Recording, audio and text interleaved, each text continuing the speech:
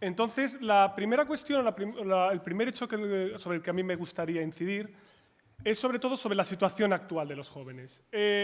Nadie puede negar, creo yo, que actualmente la situación económica es tremendamente complicada y que en general los jóvenes son uno de los principales damnificados de esta crisis. Y para entender por qué los jóvenes están tan mal, yo quiero que hagamos un diagnóstico basándonos simplemente en los que serían los tres pilares fundamentales para la vida humana, por así decirlo. Por una parte, el mercado laboral, el mercado de trabajo, el sector privado, si se quiere, en qué medida uno con su trabajo puede ganarse la vida. Por otra parte, el sector público, el estado de bienestar, es decir, en qué medida el Estado a uno le ayuda para vivir mejor o peor. Y el tercer elemento, que es el que de momento no está siendo tan tocado por la crisis, pero ya empieza, que es el apoyo de nuestras redes cercanas, en este caso a la familia, ¿no? Miremos, por ejemplo, el caso del mercado de trabajo. Bueno, el mercado de trabajo en España es uno de los más terribles de la OCDE. Tenemos casi el doble de temporalidad, hemos tenido históricamente ya antes de la crisis el doble de temporalidad que en los países de la Unión Europea. Tenemos una empleabilidad tremendamente complicada, tenemos 10 puntos más de jóvenes que ni trabajan ni estudian, tenemos un 50% de desempleo juvenil y tenemos una rigidez en el mercado de trabajo que hace que sistemáticamente los jóvenes hayan sido los principales damnificados por esta situación. Los datos son abrumadores, es decir, casi el 60% de los empleos que se destruyeron durante los primeros años de la crisis fueron empleos temporales por jóvenes entre los 18 y los 22 años. Por lo tanto, tenemos claro que el mercado de trabajo es tremendamente complicado, es tremendamente gravoso para los jóvenes en España. Uno podría pensar, vale, ante esta situación tenemos al menos un sector público que apoya a los jóvenes o que, por ejemplo, realiza políticas que efectivamente les ayudan a subsistir.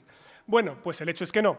Tenemos un sistema de estado de bienestar construido en base a las cotizaciones de la seguridad social, es decir, en qué medida los jóvenes son capaces de contribuir o aportar al sistema.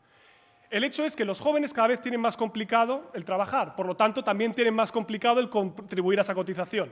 Es decir, si ahora se está hablando de retrasar la edad de jubilación, la pregunta que nos hacemos los jóvenes es ¿tendremos jubilación algún día?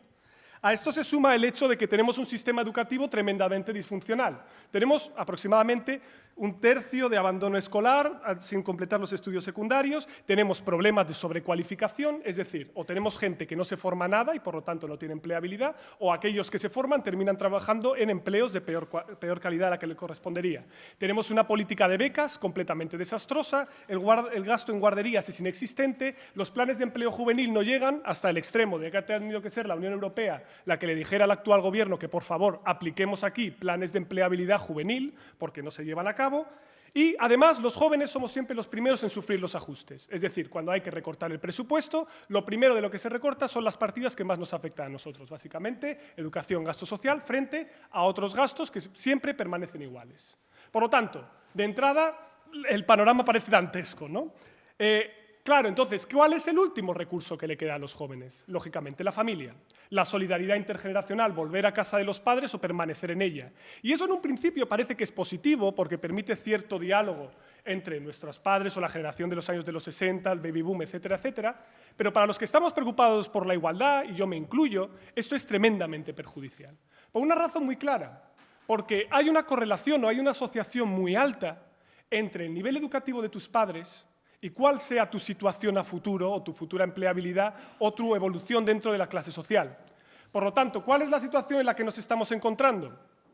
Con que el hecho de que tengamos que apoyarnos en las familias como única fuente de ingresos o como única fuente de recursos, lo que hace también es gravar nuestras oportunidades de salir adelante, nuestras oportunidades de mejorar nuestra situación social. Por lo tanto, ¿cuál es el resultado? ¿O qué es lo que tenemos ante esta situación tremendamente complicada? Bueno, pues tenemos fuga de cerebros, por una parte, es decir, los más cualificados se terminan yendo, menos probablemente de lo que dicen los medios de comunicación, porque hay un drama mayor que el que migra, que es aquel que no puede migrar, porque hay gente que no tiene los recursos para hacerlo. Y por otra parte tenemos toda una generación, que es básicamente la que me compete a mí, que somos los de los 80, principalmente, y si lo podemos incluso atrasar en el tiempo, porque ya sabéis que hoy día, por desgracia, la precariedad asociada a la juventud se extiende mucho más allá de lo que nos habían dicho que se iba a extender, somos toda una generación sin perspectiva de futuro. Y esto hay que plantearlo así, crudo, y hay que decirlo como es. No hay instituciones que estén respondiendo apropiadamente a las necesidades de los jóvenes hoy en este país. Dicho esto, lo que hay que hacer ahora es buscar responsables. Y evidentemente los jóvenes somos corresponsables de esta situación. Sí, yo lo creo. Yo creo que no hicimos los deberes en el sentido de que probablemente no nos implicamos, no participamos, no nos mojamos para tomar decisiones cuando teníamos que hacerlo. Cierto. Pero los principales responsables aquí, y no hay que olvidarlo tampoco, a mi juicio, así creo que es, son los actores políticos. Y los actores políticos aquí entran principalmente dos elementos de los que puedo esperar algo, y son los partidos políticos y los sindicatos. Y voy a explicar por qué creo que estos dos actores políticos no tienen ningún tipo de incentivo para ayudar a los jóvenes. Puede haber 4 hipótesis distintas para explicar por qué los partidos no lo hacen. Supongamos que sois un partido político y tenéis que hacer un recuento de votos y pensar que tenéis que distribuir vuestros huevos en diferentes cestas y en diferentes colectivos sociales. Hay una evidencia palmaria. La pirámide demográfica va en nuestra contra. En España los jóvenes somos pocos. Y como los jóvenes somos pocos, somos un colectivo muy poco atrayente a la hora de realizar políticas públicas en comparación, por ejemplo, con el colectivo de los pensionistas. Los pensionistas son muchos más en España y, por lo tanto, parece mucho más razonable, si yo soy un político interesado, que lo primero de lo que tengo que recortar, si es que tengo que recortar, sea de las políticas de juventud y no, por ejemplo, de las pensiones, tal como lo estamos viendo en el contexto político actual. No diciendo con esto que sea deseable, solo constatando el hecho de que los jóvenes siempre son los primeros que pasan por el aro. Segundo elemento, y esto aquí es donde entra la responsabilidad de los jóvenes votamos menos. Sistemáticamente lo hacemos en menor medida que otros colectivos sociales y puesto que participamos menos y desgraciadamente en unas elecciones uno cuenta en función de los votos que aporta, esto hace que los actores públicos nos tengan menos en cuenta. Y por lo tanto, volvemos a la misma situación. Se nos tiene menos en cuenta. Pero además, investigaciones recientes que empiezan a salir ahora demuestran que los jóvenes además nos caracterizamos por ser un colectivo muy poco homogéneo. Es decir, no tener, así como por ejemplo el colectivo de los pensionistas, y perdón porque esté siempre planteando esta comparación, ¿no? El colectivo de los pensionistas tiene muy clara cuál es su función de utilidad, en el sentido de que si me tocan la pensión no te voto, si me subes la pensión te voto, por simplificarlo muchísimo, por supuesto. Los jóvenes no. Porque los jóvenes se supone que es un estadio transitorio, porque luego pasaremos a ser maduros. Por lo tanto, no hemos desarrollado ese tipo de cultura, por así decirlo, de que nosotros, como un actor colectivo, tenemos que pesar algo. Y, de hecho, las investigaciones recientes, como antes decía, apuntan a que los jóvenes cada vez están más polarizados. Es decir, los jóvenes cada vez se están extremando más entre posiciones de izquierda y de derecha. Por lo tanto, además, somos un colectivo muy heterogéneo. Y hay un cuarto elemento que también incide, creo yo, sobre los partidos, y es el hecho de que los jóvenes no participamos nada en el proceso de reclutamiento político de élites políticas. Básicamente, los sistemas con los que estamos articulados actualmente es un sistema que tiende, y perdón por continuar siendo provocativo, pero tiende a la gerontocracia, es decir, tiende a tener élites muy mayores en edad, y los jóvenes que entran en política lo hacen a través de unos conductos, que son las juventudes de los partidos, que no son precisamente los más adecuados para una defensa de sus intereses, sino que al revés, mimetizan mucho de los defectos que tienen las organizaciones grandes. Y esto que afecta a los partidos, yo creo que también afecta en parte a los sindicatos. Y me voy a explicar por qué.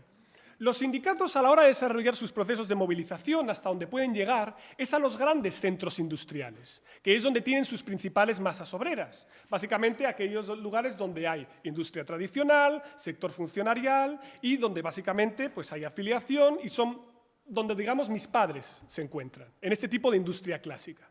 Cuando hay que realizar un proceso de movilización ante despidos, ERES, etcétera, etcétera, es lógico que allá se pueda movilizar mucho más rápido, mucho más fácil, con menores costes. Pero ¿dónde están los jóvenes? Los jóvenes no están ahí. Los jóvenes tienen contratos temporales, pululan por subcontratas, están en regímenes de falsos autónomos y los sindicatos no llegan a extender su protección hasta ellos. No sé si es porque no quieren, o porque no pueden, o porque no se han articulado los mecanismos para hacerlo, pero lo cierto es que el precariado, que es donde se encuentra actualmente la juventud en este país, no llega a ser protegida por estos actores. Entonces nos encontramos que ante una negociación colectiva, los que terminan pagando el pato siempre son los contratos temporales. Y esto es así. Esto es lo que ocurre. Si estamos viendo, por ejemplo, la evolución de los ERES en España, veremos que los ERES, la generalización de la conflictividad social, llega principalmente a partir de 2009-2010, cuando comienza, digamos, lo más crudo de la crisis. Los temporales murieron sin decir ni pío durante 2007, 2008, 2009, que fue cuando simplemente, sin decir nada, sin coste de despido, no se renovaron los contratos, le dieron una palmada en la espalda a muchos jóvenes y le dijeron si te he visto no me acuerdo. Y ahí es donde falta ese abrazo, por así decirlo, o esa protección de los sindicatos que nos extiende. Por lo tanto, el problema que yo creo que tenemos aquí es que no hemos sido capaces de tejer una coalición intergeneracional. Es decir, no hemos sido capaces de entender que extender la protección a los jóvenes o integrarlos dentro del sistema es fundamental, no solo porque es redistributivo y es más justo, sino porque nuestro país depende de ello. Básicamente porque las pensiones del futuro las tenemos que pagar nosotros, porque los que tenemos que estar en las instituciones el día de mañana vamos a ser nosotros. Entonces, ante esta situación, y voy a ir sintetizando un poco más, el hecho es que los jóvenes han buscado otros canales alternativos de participación, y aquí es donde entran los movimientos sociales en escena. Y es que los jóvenes disponemos como nunca antes de recursos. Y con recursos lo digo en sentido amplio, disponemos de mayor educación que nunca antes, mayores accesos a la información que nunca antes, mejores infraestructuras porque ahora disponemos de redes sociales, Twitter, para movilizarnos como nunca los hemos tenido antes y por lo tanto somos más exigentes también. Y eso tiene sentido. Pero además vivimos en un proceso en el cual los actores intermedios clásicos, y esto se da a nivel global, no solo de España, están entrando en crisis. Los partidos, los sindicatos, ante un proceso de integración supranacional, ante el hecho de que el capitalismo, por así decirlo, ya no tiene fronteras, esos actores, su capacidad de influencia también se reduce. Y por lo tanto los jóvenes ven en los movimientos sociales nuevos mecanismos de participación.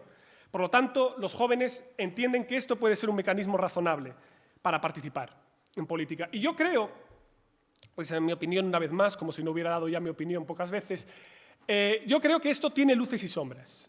Yo creo que los movimientos sociales son tremendamente positivos por muchas razones. Primero, porque introducen nuevos temas en la agenda, sobre todo ante partidos políticos que son escleróticos. Hay nuevos temas que han introducido los propios movimientos sociales. Hablamos de desahucios, hablamos de ley electoral, hablamos de transparencia. Bueno, eso es muy positivo. Hay una demanda para una implicación mayor, es decir, una participación más directa de la ciudadanía.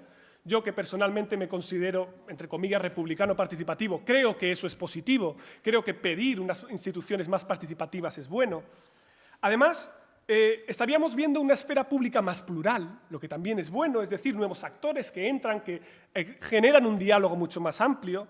Y también estaríamos viendo lo que llaman los ingleses un proceso de learning by doing, ¿no? Es decir, si la gente participa en política, se implica, entiende que las cosas no son tan sencillas, empieza a interesarse más, y es un proceso como de espiral positiva, ¿no? Y todas esas luces, que yo creo que son muy positivas, también tienen sus sombras, creo. Y es que las sombras que tienen los movimientos sociales, a mi juicio, es que los actores clásicos pueden hacer algo que los movimientos sociales no pueden, y es institucionalizar el conflicto. Y me explico. En la esfera pública, para bien o para mal, hay que mediar entre intereses en conflicto.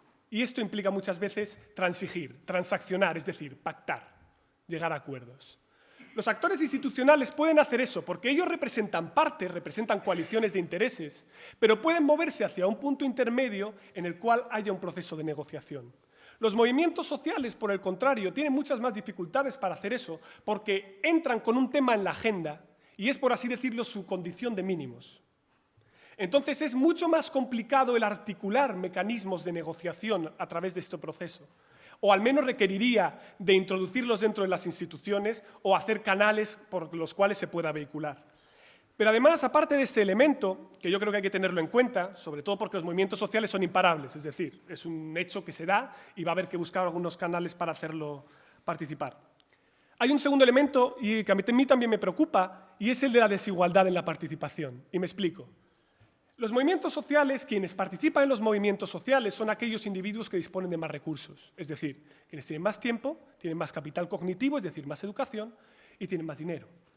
El problema es que nos podemos encontrar con que estos movimientos sociales, al final, terminen convirtiéndose, entre comillas, y estoy simplificando mucho, en minorías ruidosas, es decir, los mismos que participan en todos los sitios, pero que no son representativos de un conjunto social. No estoy diciendo que esto sea lo que está ocurriendo ahora, pero, por ejemplo, cuando un gobierno local, vamos a una experiencia muy pedestre, ¿no? Un gobierno local implementa procesos de participación ciudadana y abre un proceso de alegaciones, lo que nos encontramos sistemáticamente es que los que van es o nadie o los mismos, que son miembros de las mismas asociaciones o que todo el mundo está en las mismas asociaciones metidos. Sin embargo, lo que tenemos gracias a los votos y a los partidos es que los votos al menos lo que permiten es que todo el mundo participe igual y que en un principio, si tenemos un sistema electoral, y bueno, en ello estamos, ¿no?, que garantice una mínima de igualdad en la representación, todos los votos en un principio valen lo mismo, el del rico, el del pobre, el del listo, el del tonto. Y al menos nos aseguramos de que todas las cabezas cuentan igual. Entonces es indudable que vemos aquí una evolución hacia los movimientos sociales y que tiene puntos positivos y negativos. Y tenemos que buscar cómo contrarrestar los negativos y, sobre todo, poner en valor los positivos, que yo creo que tiene muchos. Y volviendo un poco al caso de España, lo que nos estamos encontrando hoy, y esta llamada de atención que hacen los movimientos sociales es clara, es que hoy vivimos ante la ruptura de la cultura de la transición. Yo creo que esto ya es indudable. Yo creo que está claro que ha habido un proceso de idealización, sobre todo el régimen de la Constitución del 78, de que lo que entonces se hizo es perfecto, de que está genial, de que los actores fueron tremendamente generosos, de que el rey fue un demócrata convencido desde el primer momento, que Adolfo Suárez fue una mente privilegiada, etcétera, etcétera, cuando la evidencia es probablemente que se improvisó y se hizo lo que se pudo, que ha sido probablemente muy buena en sus fines, es decir, ha sido eficaz, porque mira, más o menos una democracia homologable, entrar en Europa y un protoestado de bienestar, más o menos lo hemos conseguido, pero que ahora este consenso se ha roto porque era inevitable que no nos pusiéramos de acuerdo, porque había unos que pensaban que esto era el punto de llegada y hay otros que creían que era el punto de partida. Es decir, algunos creían que lo que salía de la Constitución era el mínimo y a partir de ahí íbamos a desarrollar una democracia, y hay otros que decían que, bueno, hasta aquí hemos llegado, ya hemos conseguido lo suficiente y la Constitución no se toca, esto es un elemento rígido, pétreo, etcétera, etcétera, que no ha de variar. Y al final esto salta por sus costuras cuando vemos un fracaso de modelo, que yo creo que se palpa en tres pilares fundamentales. Primero, la burbuja inmobiliaria, que ha sido, por así decirlo, la expresión definitiva de que esta coalición de intereses público-privados, estos partidos que funcionan como cárteles, esta coalición con las cajas de ahorro, intervencionismo, etcétera, etcétera, que nos hemos vivido, ha terminado saltando por sus costuras.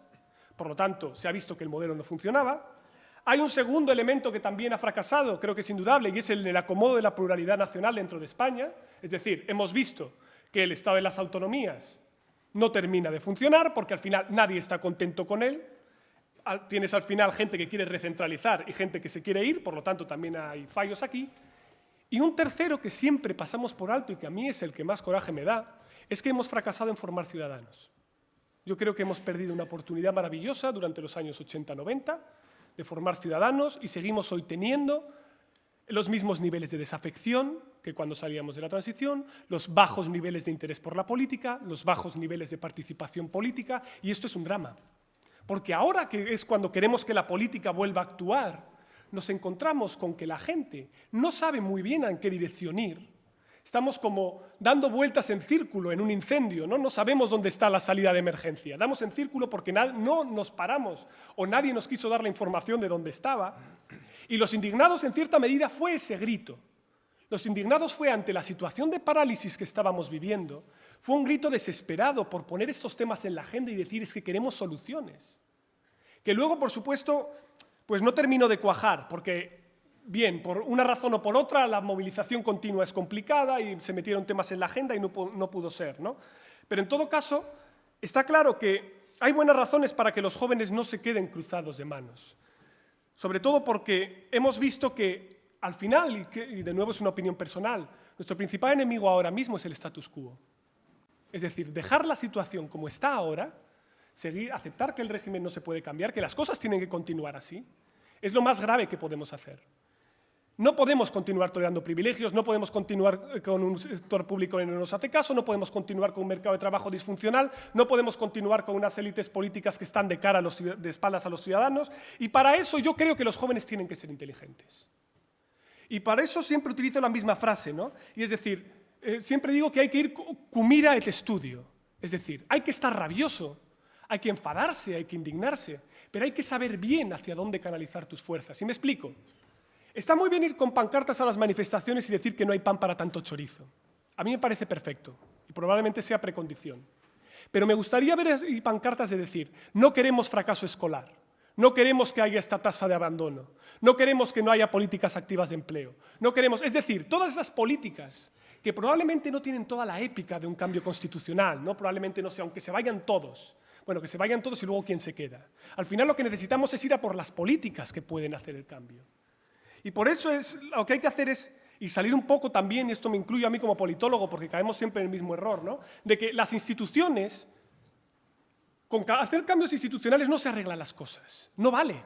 Hay que llenarlas de contenido.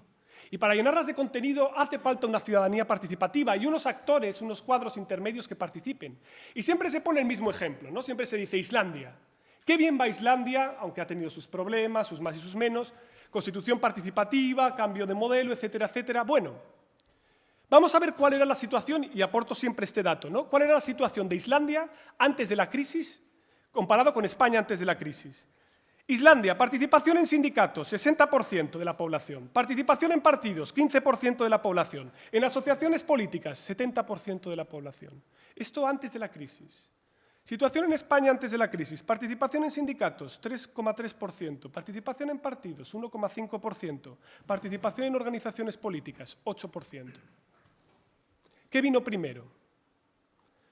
¿La indignación o la falta de participación? Ahí es donde creo que tenemos que incidir y llenarla de contenido. Y sobre todo creo que los jóvenes tenemos que participar, y sí, hay que hacerlo a través de movimientos sociales, pero tenemos que participar por tierra, mar y aire. Es decir, hay que participar por todos los mecanismos posibles y sobre todo exigir que se vuelva a escribir un contrato intergeneracional en España, que se vuelva a aceptar que los jóvenes somos fundamentales para la sostenibilidad de este país y que si se nos sigue dejando de lado, no hay futuro. Y lo dejo aquí.